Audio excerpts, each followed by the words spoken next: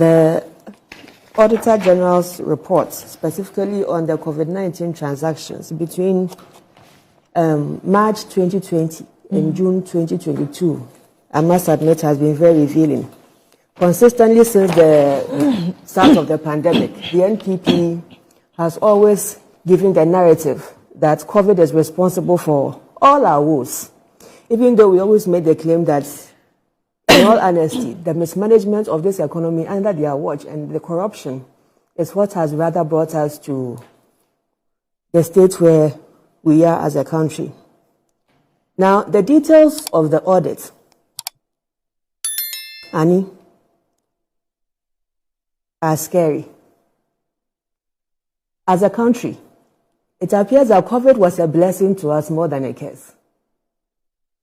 As a country, government of Ghana was able to mobilize 19 billion in 2020, 1.9 billion in 2021, and 753 million. Now, the 753, the Auditor General is reporting up to June 2022. So that's just the half year.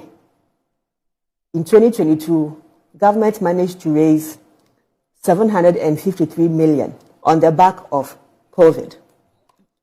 Total amount realized was 21 billion, 844 million, 189,185 cedis plus 24 pesos. Look at how much COVID alone has brought in into this economy. These monies, the contingency fund, we got 1.2 billion there. The World Bank Group in 2020-2021 gave us $430 million. The IMF in 2020 April gave us 1 billion, which translated to 5.566 billion at the time in looking at the exchange rate.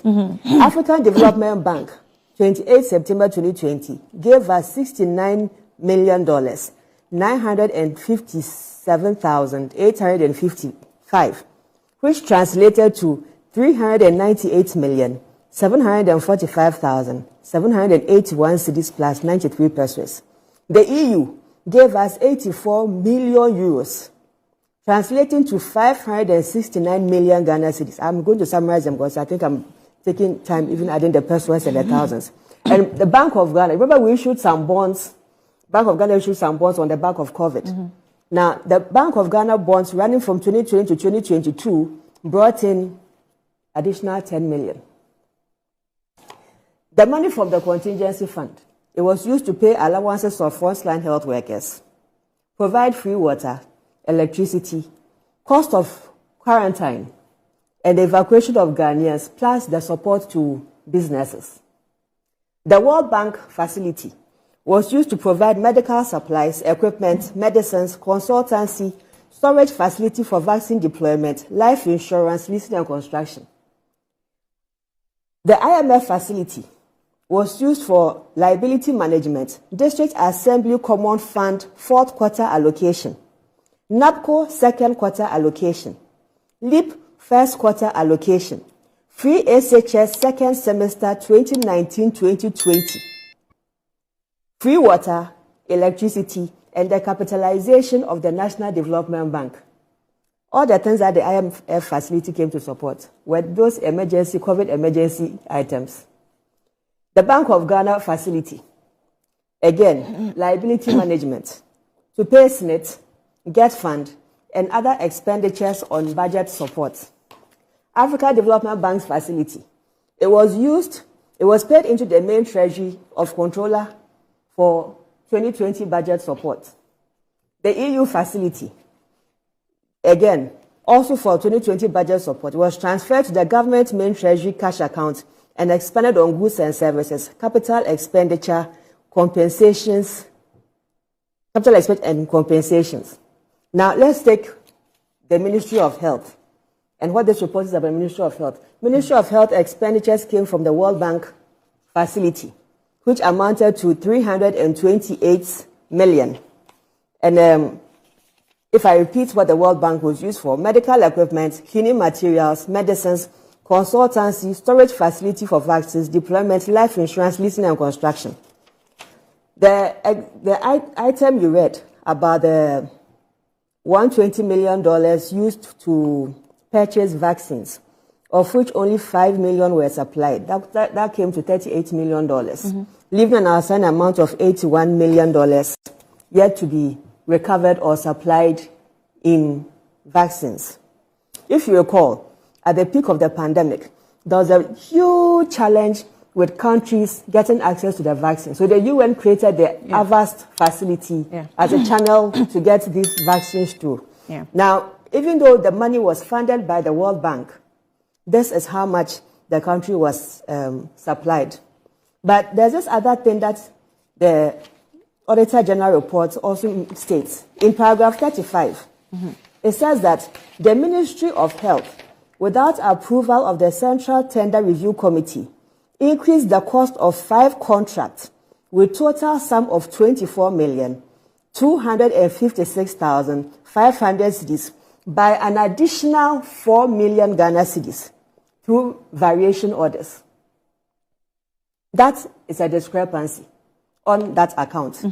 In paragraph 36, this is very interesting. It says that the Ministry of Health entered a 25-year lease agreement with a total value of 15.265 million Ghana cedis in 2022 of a facility that they were going to use, or they have the objective of using as a holding and isolation center in Adaklu.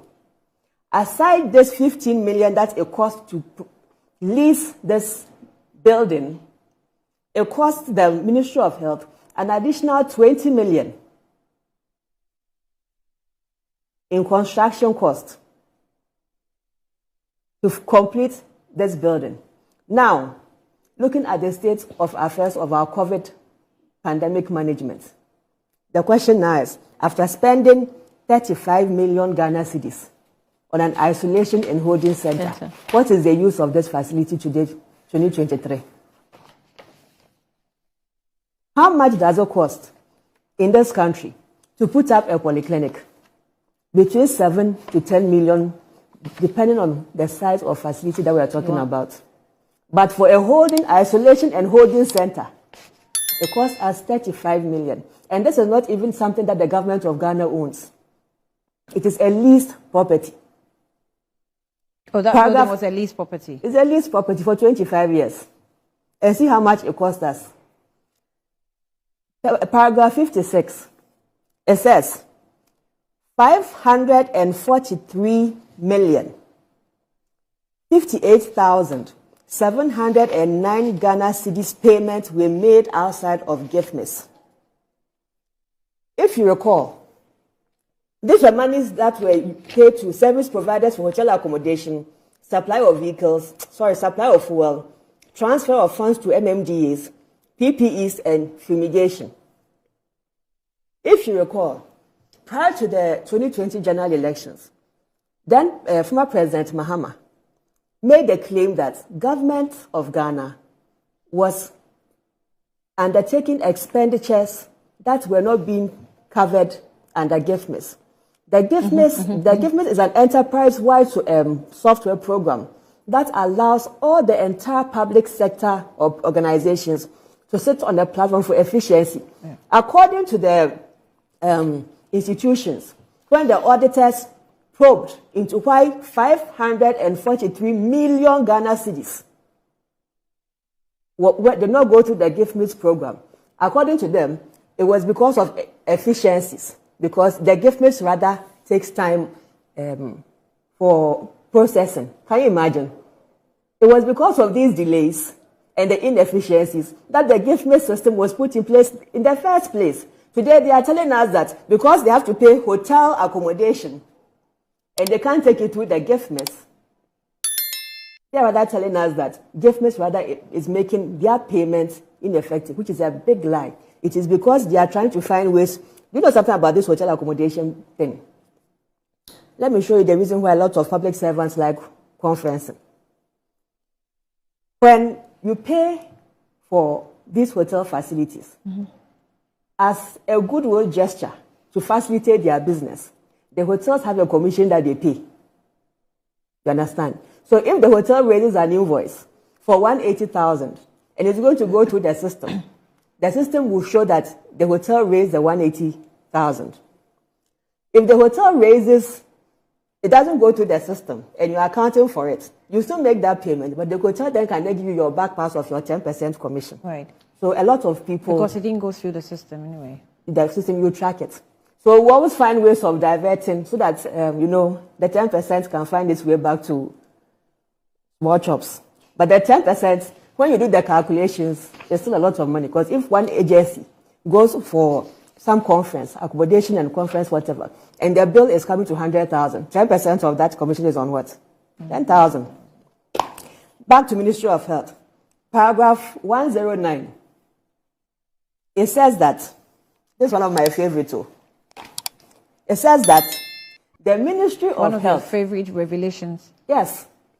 The Ministry of Health paid 10,309,919.94 as premium for special life insurance cover for 10,000 frontline health workers. Out of this 10 million, guess who took the #1 slot on the allocations? Ken Ofori's Enterprise Insurance. As usual, they had to take prominence over every other insurance company in this country.